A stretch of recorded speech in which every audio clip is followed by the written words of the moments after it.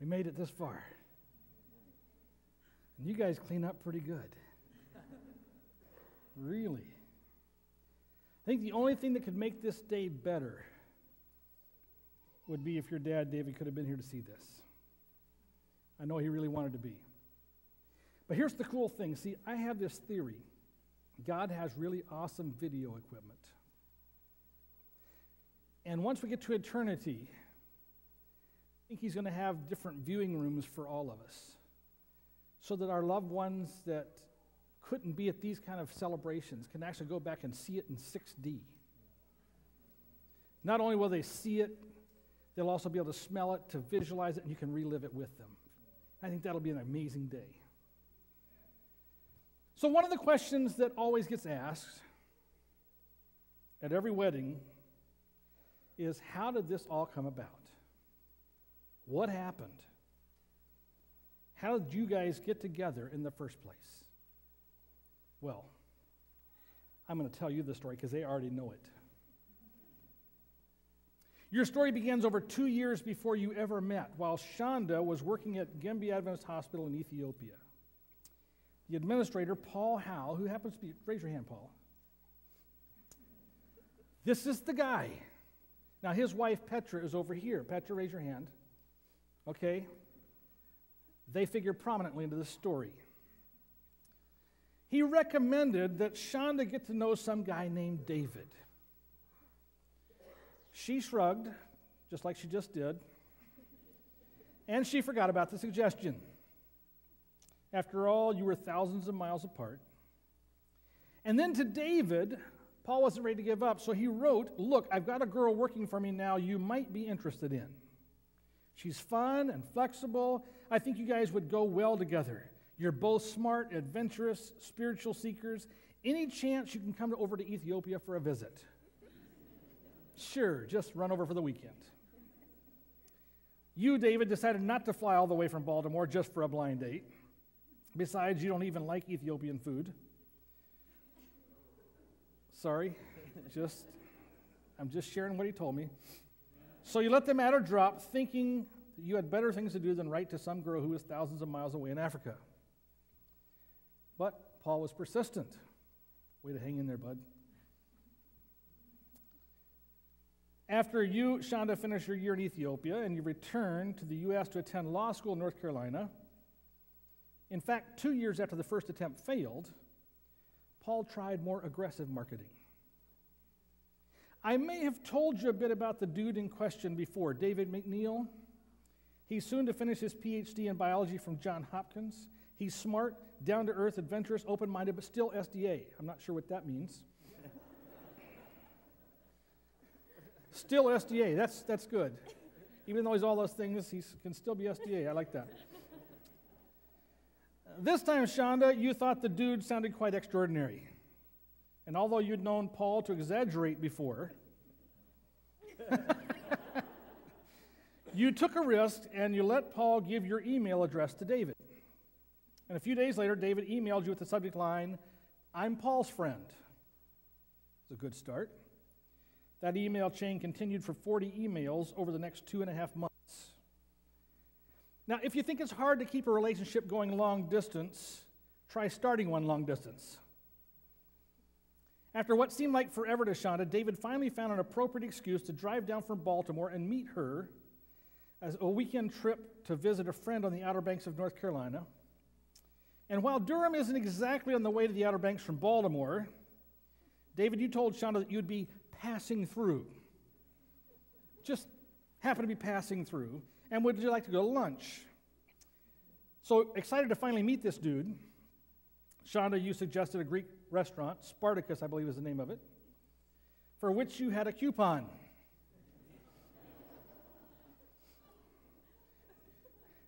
David found your frugality very appealing.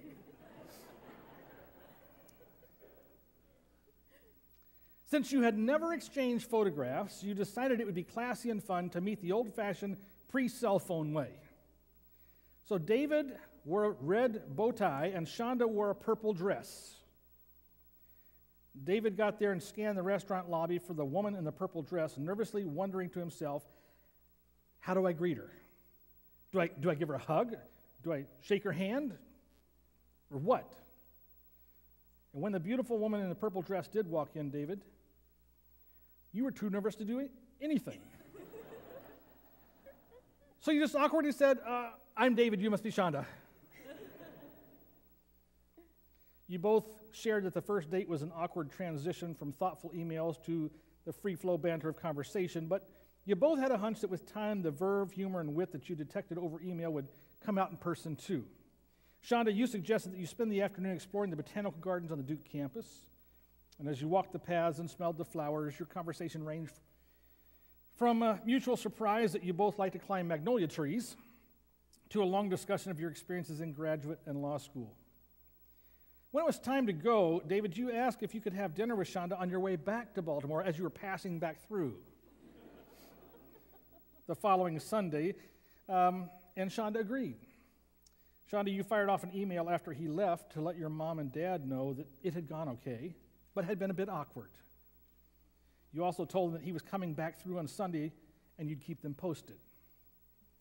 The following week, it just so happened that you, Shaunda, were going to Baltimore just for job interviews, and David was more than happy to give you a tour of his research lab.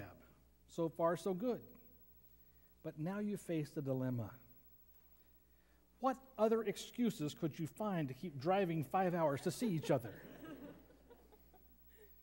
Well, let's see. David had brothers who lived in Florida, and they usually met in Tennessee for Thanksgiving. Shaunda's family lives in Georgia, which is next to Tennessee.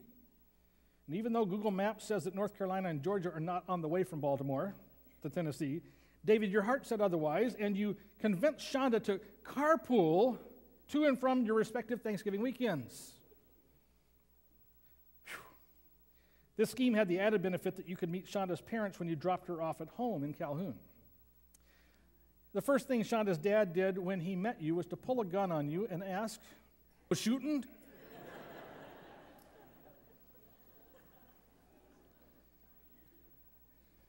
Is that true, Lyle? No. I never did hear whether you took him up on the offer. Not that time. Not that time. Probably wise. You both had a wonderful time on the drive back from Thanksgiving break, and Shaunda, you introduced David to a wonderful southern staple, boiled peanuts, from a roadside stand. And David, you stopped the car often to enjoy the beautiful Appalachian scenery. And if I'm not missing my guess, to make the trip last as long as possible. With a little encouragement, David, you invited Shaunda to meet your parents in Washington State over Christmas break. By then, you would be finished with your PhD, and you'd be driving across the U.S. to your parents' house. So how could this work? Then, of course, you developed another plan. Man is full of plans, I can tell you that. Shaunda could fly to Denver, where you could meet each other's relatives who live in that area and then share the more scenic part of the drive from Baltimore to Washington State. David, being brilliant as he is, wasn't about to put your relationship through Kansas. Wise move. But there was another challenge to be solved for this plan to work. You had to fit everything you owned into your little Toyota Corolla in order to have room for Shaunda. So you had to sell or give away at least the front seat part of your possessions. Already giving up so much for love. On December 28, you visited Arches National Park in Utah, and there, under the most remarkable view of the Milky Way Shaunda had ever seen, David, you asked her if she wanted to, quote, make this official and start going steady.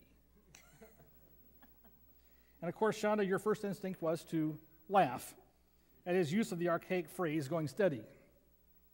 It's not that archaic, by the way. We did it in my day. But unless you're saying something, wait a minute. But you maintained your composure and you said yes. You arrived the following night at David's parents' house in Pasco, Washington, after an epic 20-hour drive through a snowstorm. And if that weren't enough, the next morning, David, you had your wisdom teeth pulled. It's great for a first outing like that, you know? And though you were faithful, Shaunda, in nursing David back to health, you still found time to go flying with David's dad in his little Super Club airplane and play duets with David's mom on cello and piano. And you wrote in your journal, I think I passed the music test.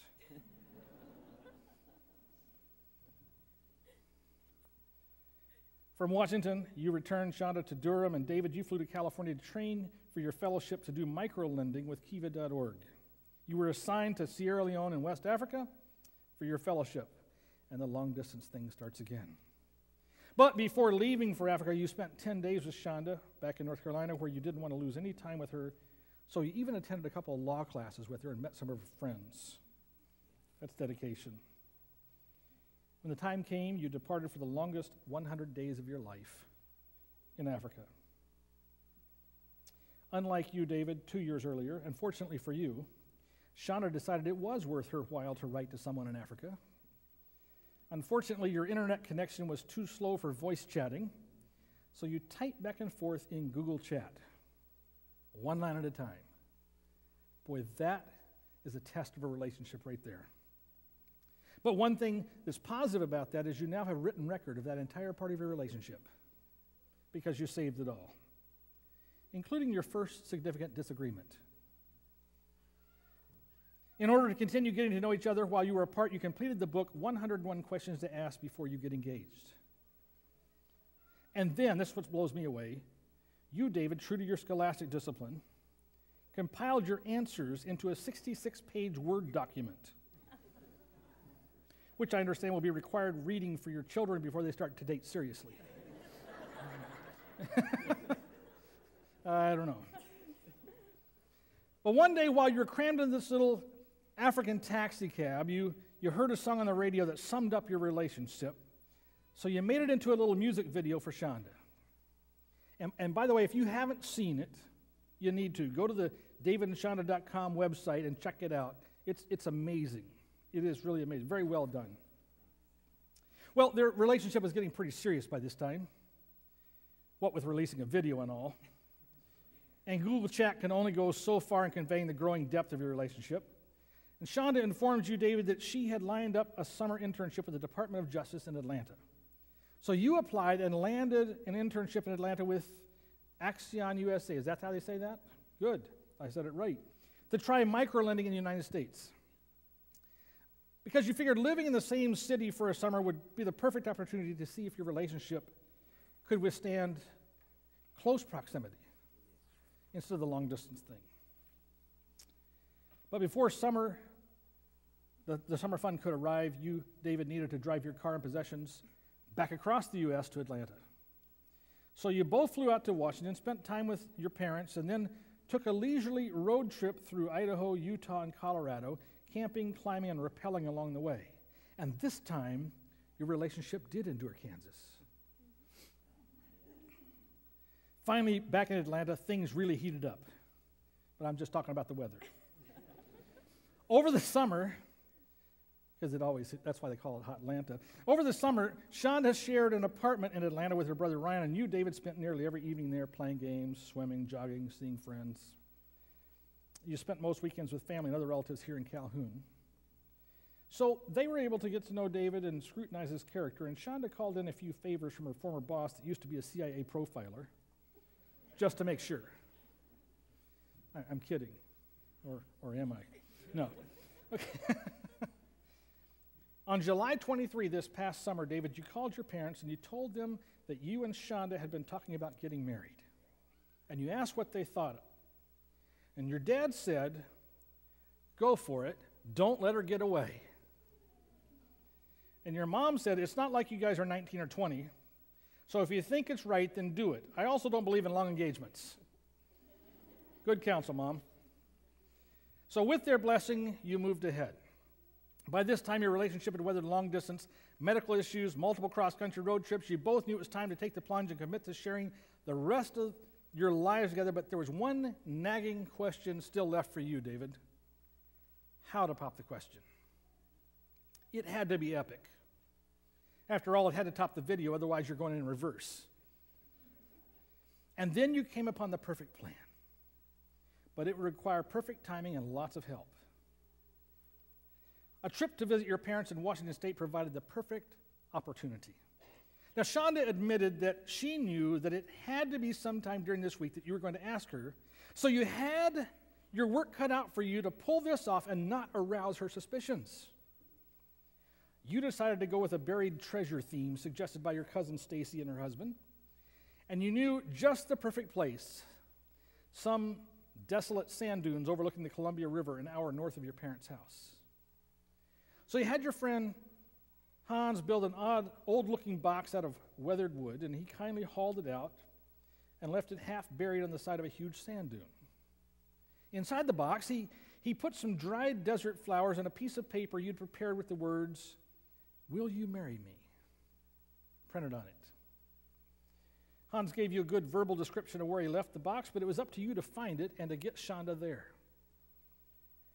That's a little iffy to me. Shaunda, knowing David, you knew he would want to propose at the top of a mountain or in some other beautiful outside location. So when he talked about going to Waluke Wildlife, is that how you say that? Waluke Wildlife Reserve on Wednesday, you were almost certain the proposal would happen there. You wrote that in your journal. Said you were so excited the night before you could hardly even sleep. The next morning, David acted a little bit distracted. He and his mom went shopping. You stayed with his dad. And then he came back, and by the time you started your hike, he was back to being his normally talkative self. So you weren't quite sure. Even though you're fairly sure, you weren't, well, maybe not. I don't know. So you decided just to enjoy the hike and see what happened. David, first you took Shaunda to see the nearby ruins of a cabin built in 1890. Brilliant. You wanted to establish local history as a way to lend credibility to your caper. And you would lead her to see the box as an artifact and not suspect your sneaky plan. Amazing. Next, you told Shaunda that you wanted to take her to some sand dunes that you had explored during your college years. So you hiked along old tire tracks through the tumbleweeds and sagebrush for about 45 minutes. Man, when suddenly you noticed a broken line of old fence posts that matched Hans' description. At the end of the line was a sand dune. This is the one, you thought. Your heart was racing with anticipation, but you nonchalantly suggested to Shaunda, let's follow the animal tracks along the fence row. They'll take us right to that sand dune. As you passed the last fence post, you suddenly spotted the box. You tried to contain your excitement and not draw her attention to it just yet. What you actually wanted was for Shaunda to find the box herself, believing it to be her discovery, thereby keeping her suspicions low. But you had to slow her down long enough to see it. So you set down your backpack about 25 feet from the box, so the box was between you and the top of the sand dune. She still didn't see the box. So you suggested that maybe you head toward the top of the dune. You were worried she would walk right past it. But she didn't. She suddenly spotted it and exclaimed, "Look, a box!" You tried to be calm. "Well, should we open it?" "Sure," she replied. So you knelt down, brushed the sand away, and gently lifted the lid. Shaunda was leaning over your shoulder, eager to see what was inside. The piece of paper immediately caught her attention. "David, do you see that piece of paper?" "Yeah," you said, picking it up and handing it to her. "You read it and see what it says." "Oh, that's good." Still on one knee, you turned to watch her open the paper. Her eyes got big as she read, "Will you marry me?" And realizing that you were not discovering history, but actually creating your own, she said, "Of course."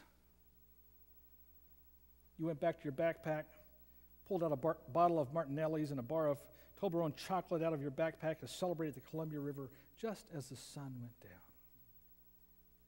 What'd you do, hike 45 minutes back out in the dark? It's romantic. Man. Truly epic, I'll say that. And the rest, as they say, is history. What a story. And what's more, this is your story. No one else has one just like it. That's cool. God gave it to you to be uniquely yours. Value the story. For no one else in the entire world has exactly one like it. Popular author Jerry Jenkins actually encourages couples to revel in their own story. He writes this: tell your story. Tell it to your kids, your friends, your brothers and sisters, but especially tell it to each other. The more your story is implanted in your brain, the more it serves as a hedge against the myriad forces that seek to destroy your marriage. Make your story so familiar that it becomes a legend that's shared through generations as you grow a family tree that defies all odds and boasts marriage after marriage of stability, strength, and longevity. See, those type of marriages don't just happen. They're worked on. They're nurtured. They're cared for. They're maintained. You must be just as diligent to write the next chapters of your story as you have been the last chapters. See, the Lord has seen you through many twists and turns of life so far, and we know that He'll continue to lead you if you continue in all of your ways, the Bible says, to acknowledge Him. He promises if you do that, He will direct your paths. There's nothing that you can't weather in life if both of you stay firmly grounded to the rock, Jesus Christ. Base your relationship on Him, and you will be successful. Turn away from Him, and you'll greatly increase the chances that your marriage will be in trouble and possibly even fail. So start each day with prayer, individually and together. Submit your plans and your lives to God each day. Pray for His wisdom, His strength, His love, and recognize that He never called you to be a junior Holy Spirit running around seeking to convict each other of your faults. What He called you to be was lovers. Lovers of God and lovers of each other. If you do that, you can't fail.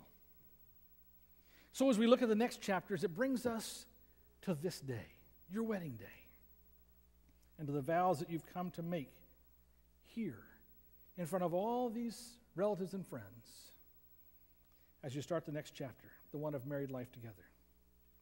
And as these two here, with hands joined, take their sacred vows, might I suggest that every married couple here join hands and silently renew your vows as this couple takes theirs. And so, David, do you take Shaunda to be your wife? Do you promise to be faithful to and honest with her, to respect, trust, help, and care for her, to share your life with her, to forgive her as you have been forgiven, and to try with her to better understand yourselves, the world, and God, through the best and worst of what is to come, and as long as you both shall live? I do. Solid. That's good. Do you, Shaunda, take David to be your husband? Do you promise to be faithful to and honest with him, to respect, trust, help, and care for him, to share your life with him, to forgive him as you have been forgiven, and to try with him to better understand yourselves, the world, and God, through the best and worst of what is to come, as long as you both shall live?